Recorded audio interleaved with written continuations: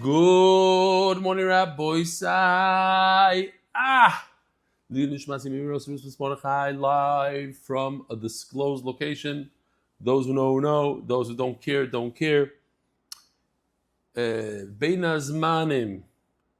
Shiurim and Bein Azmanim. It's a different world. I just want to show you one quick. Be'ezer Hashem will go through all the emails. I have literally 200 emails that I have to go through. This was a cute one. L'kavod ben Azmanim. Here we go.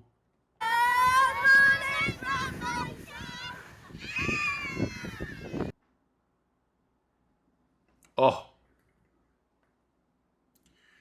And the koilel for the month, sponsored by Binyomin Rosenfeld for Hatzlocha in business. The Mitzvah is sponsored by the safe and speedy return of all the hostages. Paras HaChodesh, Zechraya ben Yosef, Paras HaChodesh, Yedidya Pereira. Please Daven for pidyon Shebuyim. Yonathan Yehуда ben Michal, incarcerated, denied bail in Ireland. Paras HaChodesh, Binyomin Rosenfeld, with gratitude to Reb Biderman, Reb Eli, Gedale Fenster, and Michael Safdie. It's the same Binyomin Rosenfeld, who's also the koilel of the month, is doing the Parnas HaChodesh. Yishkoyach Reb Binyomin.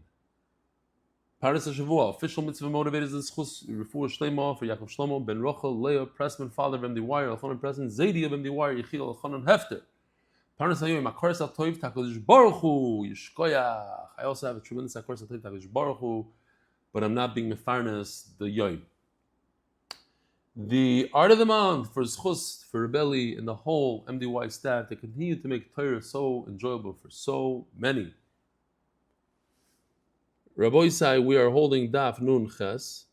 We'll actually start Daf Nun Zayin Beis all the way in the bottom, last 4 words. So as you recall, yesterday we were discussing the table, how the table, Rabbi Elchanan, the Galador, asked Rabbi Noah, who we saw was answering Rabbi Yochanan different things, and we'll see how smart Rabbi Beno was. He asked Rabbi Beno, what does a Talmud Chacham's table look like? He said it's 2/3 tablecloth, 1/3 exposed. It has rings on the outside, as you see over here, the rings. So says the Gemara, V'shel Amoretz, and what about Amoretz? Shel Amoretz doimel medura. I don't know, maybe that's what our tables look like, especially in Eretz Yisrael. We have salads everywhere. It's like a fire in the center. There's a lot of food, a lot of stuff all the way surrounding it. Oops, wrong one.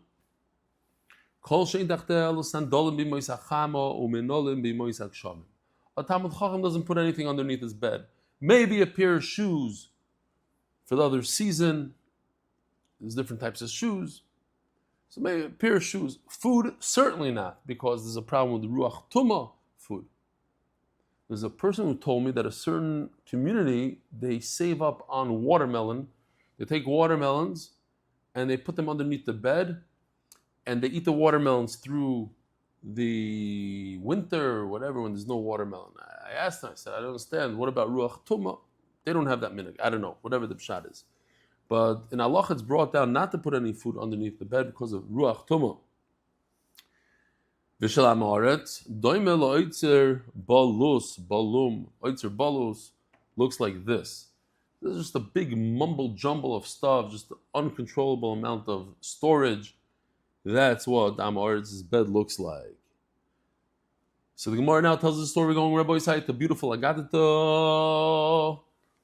Now, every time we do Agadito, I have to preface it by saying there will be things that we don't understand. There will be things, there's Nister, there's Kabbalah, without a doubt. There's a lot of Kabbalah here.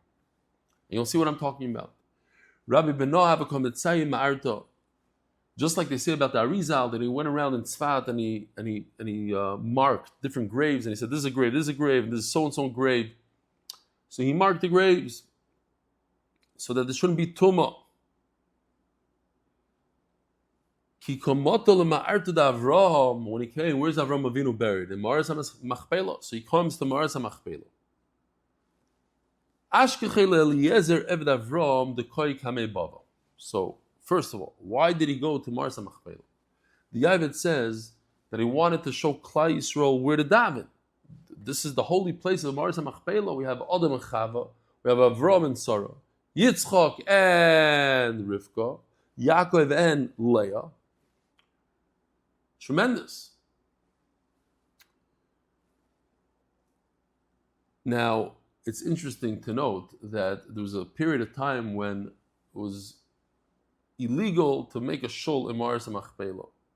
And a person by the name of Baruch Merzel, he decided to break that. And he put a sign on the wall that says, Shavisi Hashem Negdi Talmid. And he said, it's not a shul. It's not a shul.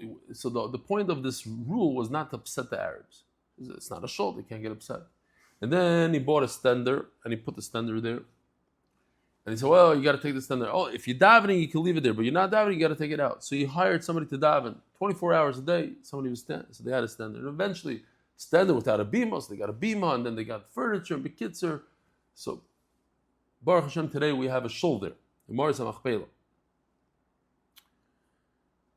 So, Rabbi Bena, he walks into the Ma'aras HaMachpelah. He has to see exactly the size of the cave, and he has to walk into the cave. For some reason, he has to go into the cave to see who the mace is. He has to look. Not understood exactly why.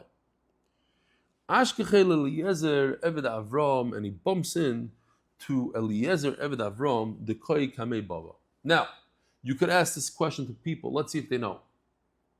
Eliezer is brought down in the Rashbam, is one of the 7 tzaddikim that went up to Shemayim and didn't die.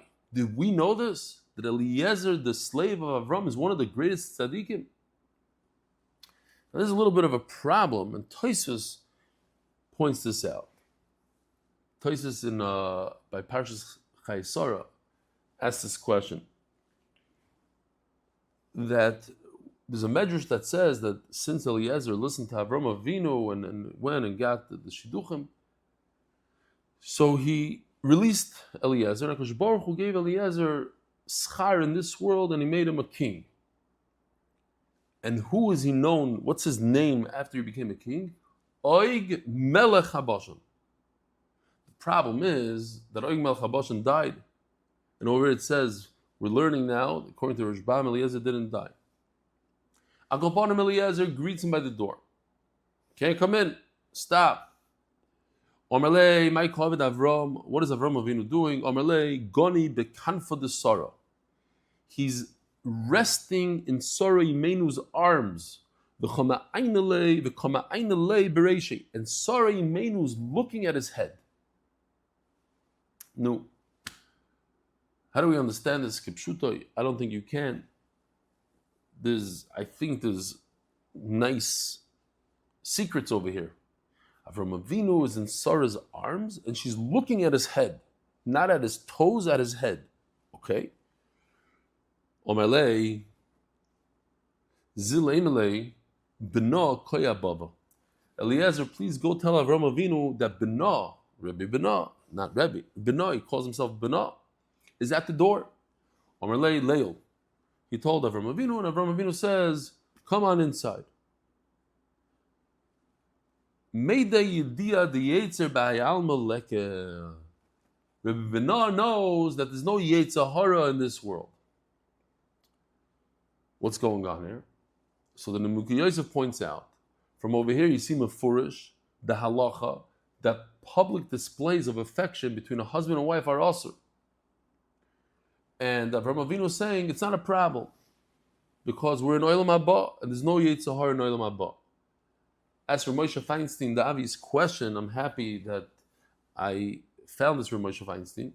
It's brought down in the Hebrew Art Scroll, that it bothered me. Avram Avinu might not have a Yetzer Hara b'Olam Haba, but Rebbe Bena belongs to Olam Hazeh, so maybe he has a Yetzer Hara. So Rav Moshe says also, I thought about one of these things, that basically in Olam Haba there's no Yetzer Hara. So Rebbe Bena was in Olam Haba, he was in Olam Haba, and there's no Yetzer Hara. Or it's not about Rebbe Bena, it's about Avram Avinu and Sarah. they don't create a Yetzer Hara. They're like malachim. So a person sees affection between malachim, it doesn't create a Yetzer Hara. Something to that effect. I want to pause here for a second because I had a serious story. I'm going to get to this. I once said in Shir that it was brought down in a sefer that a certain Rebbe, I forgot the name of the Rebbe, asked the Gaivid Rebbe Weiss, he asked him, he says, I am anticipating to see Sori Imenu in the Sukkah by the Ushpizin of Avram Avinu. And I want to ask the Gaivid, I want to ask him if it's okay for me to look at Sori Imenu. Is there a problem at Sori Imenu? And the shaila was, look, Sori Imenu is my grandmother, my great-great-grandmother, or perhaps no. So a certain individual in England took this, and this became his thing, and he was right of me. I'm very makbid on him, Grada, but he went from Rav to Rav to Rav to say that I'm a terrible person for saying such a thing in Shir. How could you talk like that? How could you say talk about Sori Imenu and looking? How does such thing go in his head? I was quoting a sefer. But it came to a point like maybe, and he was going on for over a year, writing it by hand, sending it in the mail from Rav to Rav. Every Rav in England, Baruch Hashem, got this letter from him. I was at a shul in England, and one of the Rabbanim anticipated me coming to the shul, so he pulls out this thing. He says, how do you explain this? And I explain this. The guy keeps on watching every shir and marks down every minute that I say. Oh, I said once about Reb Chaim Kanievsky that before you go into his house, you have to cover your watch and put on a beard, and so maybe somebody should sell a watch cover and a fake beard. Anyway, so just the Gemara says that Avram Avinu was laying in Sari Menu's arms. Oy, how could the Gemara talk like that? You should go out in a protest against the Gemara. Upon him, says the Gemara, sorry, off topic.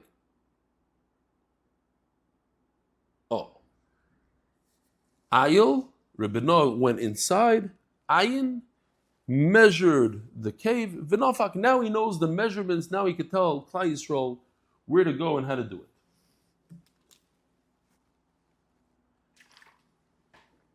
Zog the Gemara.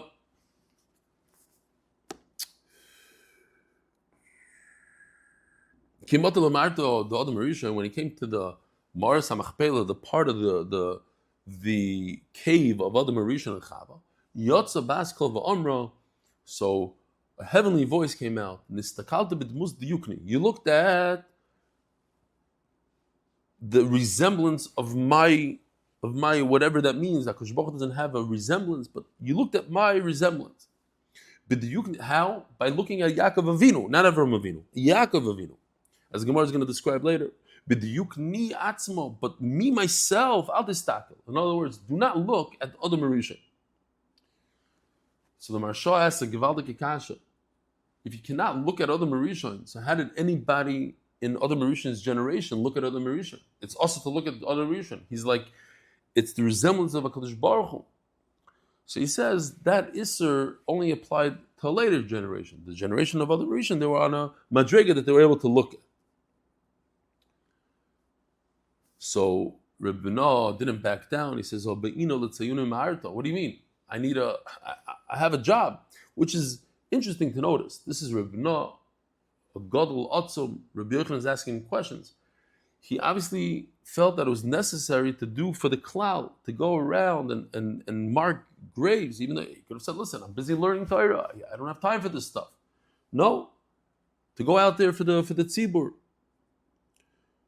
So the heavenly voice tells him, you already measured Avram Avinu's cave. That's the same measurement for Adam Rishon.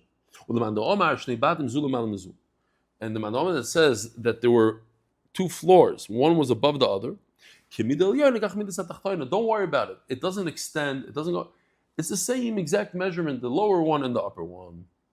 Omer Rebbe B'Noah, Nistakalti B'Shnei Kevov, I was able to glance at the two souls of Adam Rishon, V'doivim L'Shnei Galgali Chama, and they resemble the two globes of sun.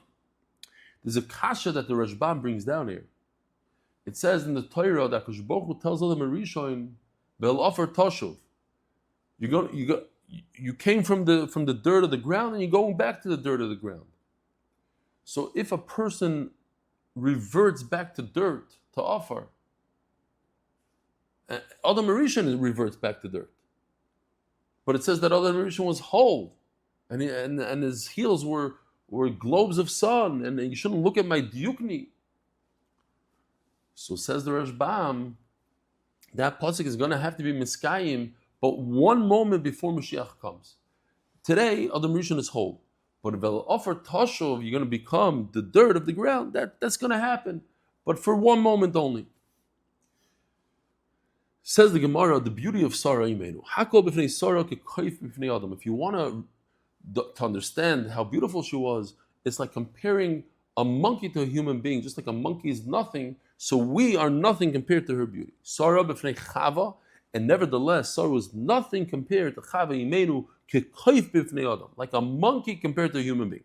Chava b'fnei Adam, and Chava Imenu compared to her husband, Adam Rishon, b'fnei Adam, like a monkey in front of a human being. Adam b'fnei Shechina, and Adam Rishon compared to the Shechina, b'fnei Adam. Says the Gemara, Shufrei de Rav Kahana, the beauty of Rav Kahana, main Shufrei de Rebbe Avo is similar to Rebbe Avo. Shufrei de Rebbe Avo, main Shufrei de Yakov Avinu, and Rebbe Avo is similar to the beauty of Yakov Avinu. Shufrei de Yakov Avinu, and that's what we said before. Me'ein Shufrei de Adam Rishon, Yakov Avinu is similar to Adam Rishon.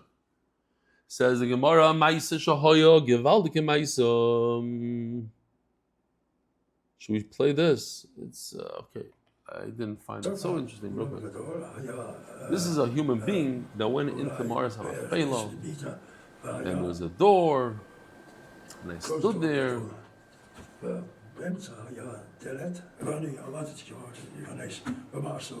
Zahra said you can't go in. Oh, there's no volume? You want me to put volume here? I don't know. Okay. We'll go weiter. Remy, we'll go weiter. Shkoyach. I want to say Yishkoyach Gadol to Remy Cohen, who, I don't know, it was the morning when I gave shir last night, and now it's night, and I'm giving it's night by him, it's morning by me, Bekitzer. So Yishkoyach to Remy for doing two shiurim. Usually Mark Ashkenazi does it 90% of the time, but the other 10% or more, Avremi does it. Mark wasn't available today. Shkoyach Gadol. Says the Gemara, we had an Amgusha. Amgusha is a sorcerer, a magician, who would go into these caves. I love this art. This is Givaldic. He goes into this cave and removes the clothing from the dead. It would litter the dead. Kimota, is that the right word? I don't know. Kimota Marasa, when he came to the cave, the Rav Toivi Bar Masna, to Rav Toivi Bar Masna. He tried to remove his clothing, and he grabbed him by the beard. Rav Toivi grabbed him by the beard. Please let him go. He comes again. Did he forget? He thought maybe, I'll try again. Maybe I'll have better luck. Rav Toivi grabs him by the beard. And Abaye says, hey, leave him alone. Would not release. At the Aisi Mispara, they had to chop off Damgushi's beard, the Gazla Dikne. I don't know if this is the real pshat. The way I understood it, and it could be completely wrong, my Chavrusa did not understand it this way, is that perhaps this magician got certain koiches hatuma, or certain strengths from these clothing that the dead people were wearing. That's why he needed the clothing so badly. And that's why he thought maybe he'd go to Rav Toivi, he'll get like more powers. And he's willing to risk his beard for that. Zog the Gemara, there was a person. So now we're trying to describe how smart Rabbi Noah was. So we have a riddle. Here, listen to the riddle. Let's see if you can figure out the riddle. There's a person on his deathbed who said, Chavisa da afro lechad beroi. I have a barrel of dirt. I want to give it to one of my sons. Chavisa de garmi lechad beroi. A barrel full of bones to son number 2. Chavisa de udro lechad beroi. And a barrel, we have 3 barrels. The 3rd barrel is full of cotton. Give it to son number 3. We have no clue what is this guy talking about. What barrel of bones? Who has a barrel of bones? A barrel of dirt? I don't have any of those. So they said, okay, we got to go to the smart Rebbeinu. Do you own real estate? Yes. Check. Do you have animals? Check. Do you have blankets? In. Oh, now you understand the riddle. That's the answer to the riddle. He had 3 sons. He wanted to give son number 1 the real estate. Son number 3 gets blankets instead of real estate. The one he didn't like that much. And the guy in the middle, he gets the animals. Gewaldig.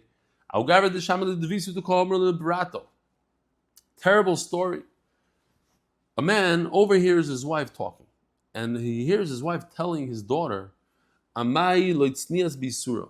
When you're over on isurim of arayis, let's say ishasish, whatever, can you do it a little more low-key that nobody finds out? You got to be careful. You have to know how to do it. You have to take a lesson from me. Me. Asar Rebani Islam. I have 10 sons. You, in other words, you, my daughter, you have 10 brothers. Only 1 out of the 10 is actually fathered by your father. In other words, she says about herself that she was over 9 isurim, 9 mamzerim she brought into this world, and your father never found out. You got to be good at this. Mamish Mershas, teaching her daughter how to be a Rochel. Kishachev, when this husband who overheard his wife saying this, he kept it to himself. By the way, all my belongings go to 1 son, but he didn't specify which one. He meant my real son. I'm not going to be mefarnes 9 boys that don't belong to me. Nobody could understand who's that 1 son. Also the kamei de Rebbeinu. So this individual didn't know himself who his own son was.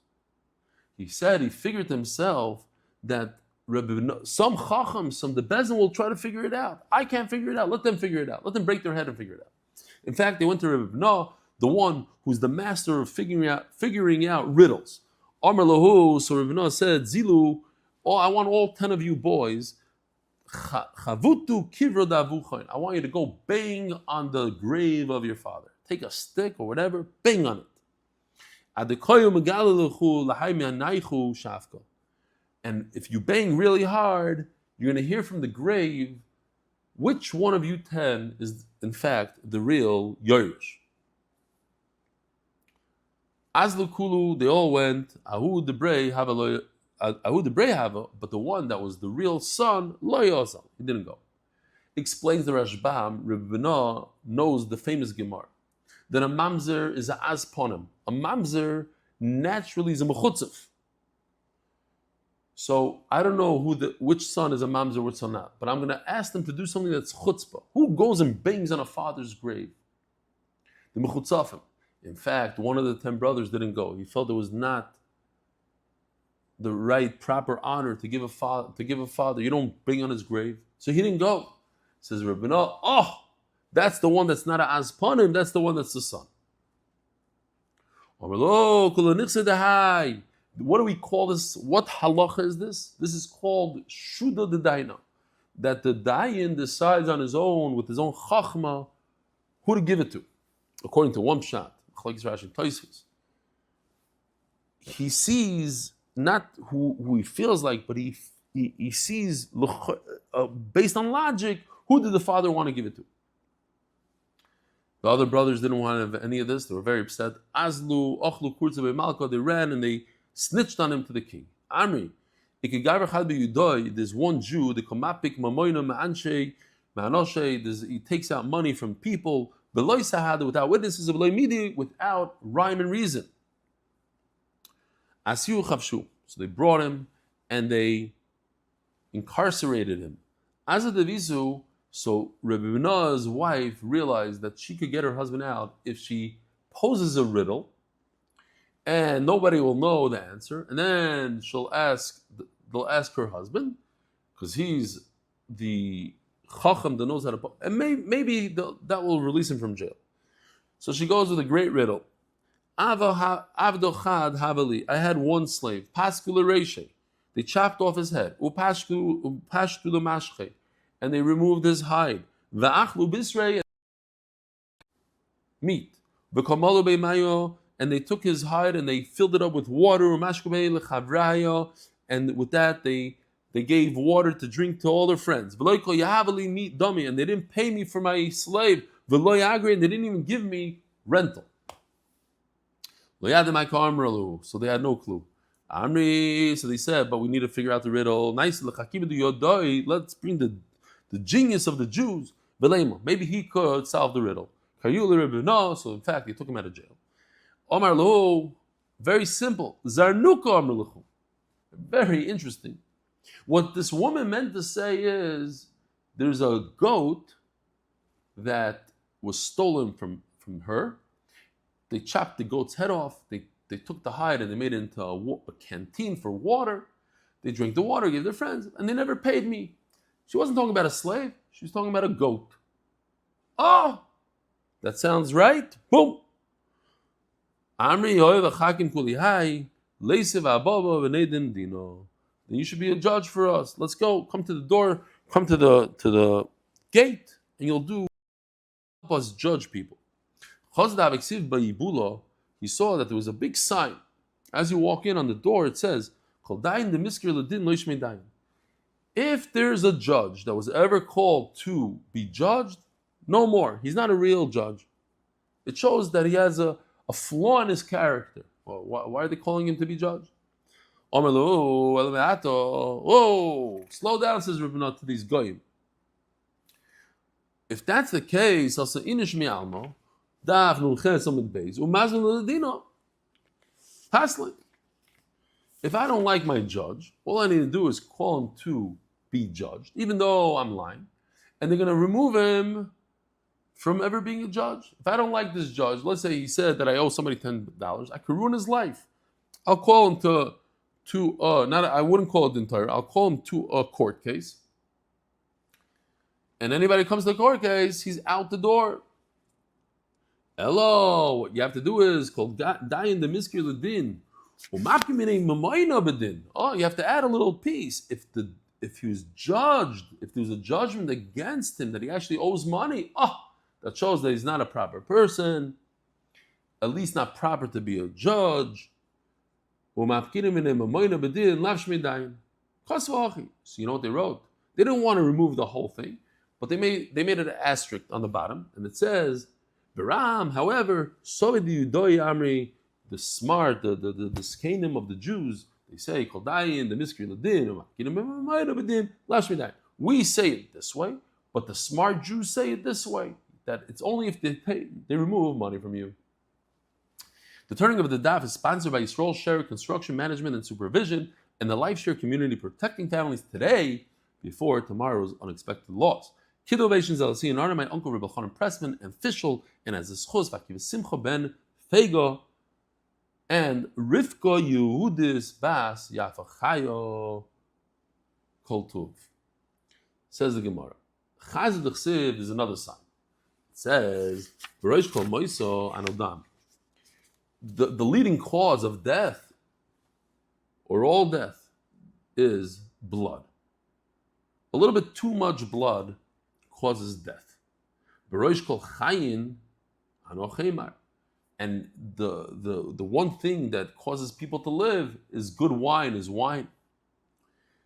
So he says, Rebbe doesn't like the sign. We got to remove the sign. A person that falls off a rooftop, a person that's killed in a car accident, it's because he has too much blood. He didn't do Akazah Saddam, he didn't do bloodletting. That's why. It makes no sense. Sometimes people get killed by a gunshot wound. What does that have to do with blood? You want to say a machla? Okay, but not every death. I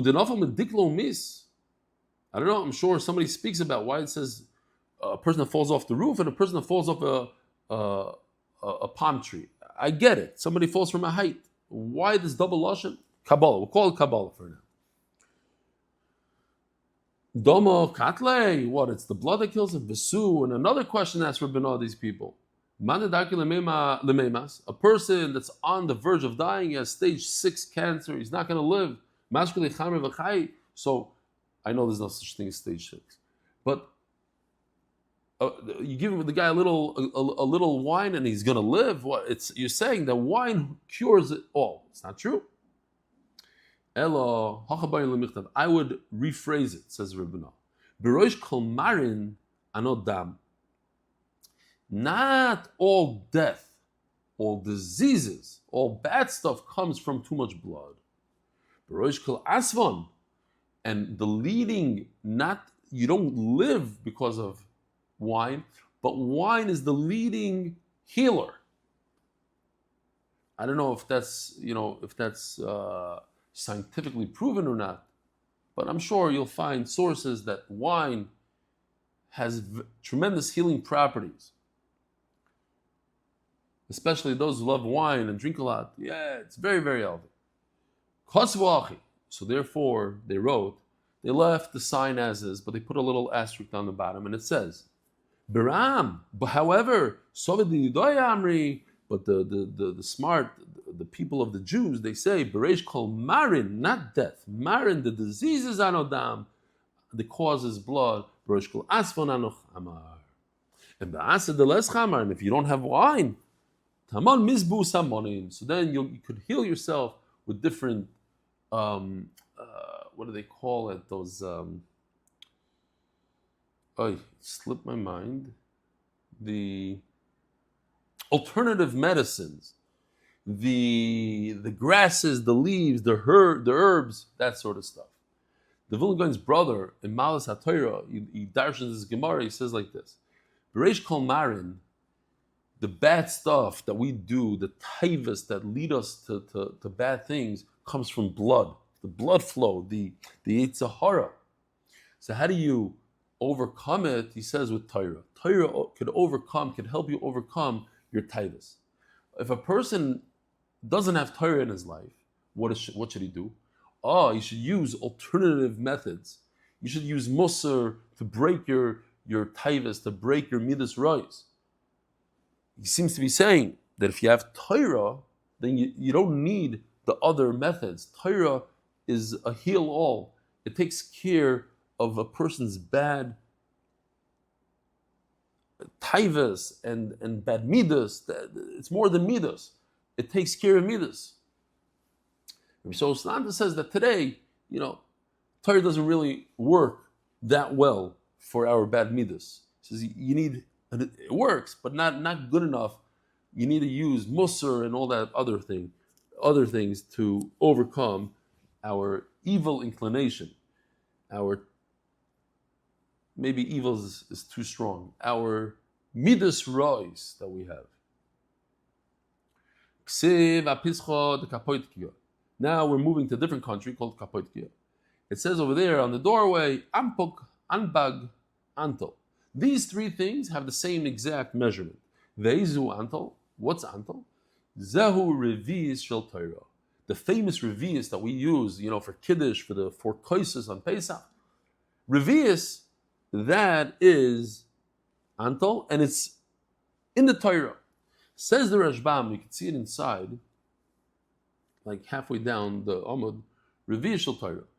Revi'is Halug, Dahainu Beitzo Mechza, referring to 1.5 eggs worth. That's what we call Revi'is.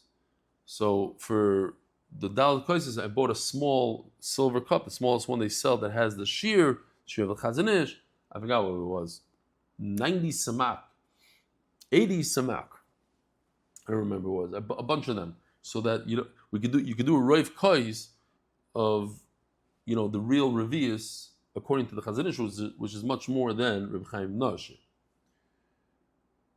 Says the Heilige Mishnah. Hamarzev in l'chazaka.